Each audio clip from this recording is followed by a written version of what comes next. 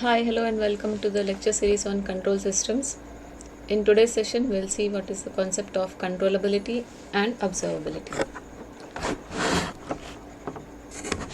So, this is the definition of controllability.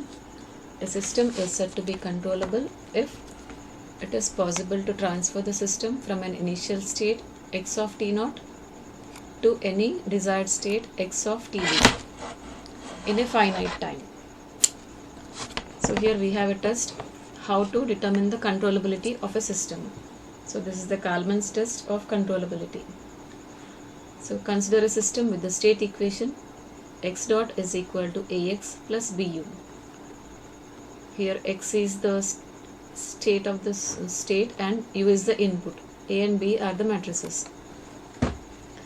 So here now we can form a composite matrix QC, which is equal to B. This is the matrix, B matrix, and next one we have AB, then A square B till A raised to n minus 1 into B.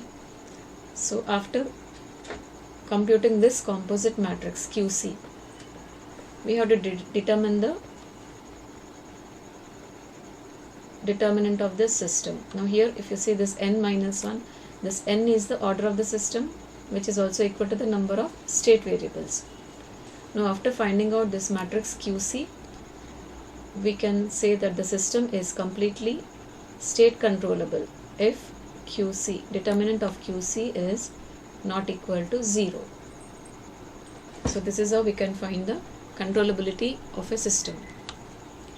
Next, if you see the definition of observability, a system is said to be completely observable if every state x of t can be completely identified by measuring the output y of t over a finite time interval. So observability also can be obtained by the Kalman's test of observability.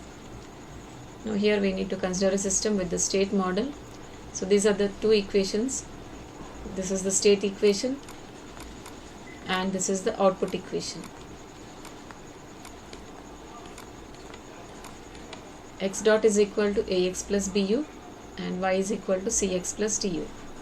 Now here also we need to compute a composite matrix Q naught, where Q naught is equal to C A transpose into C transpose, A transpose square into C transpose, and so on till A transpose to the power of n minus 1 into C transpose.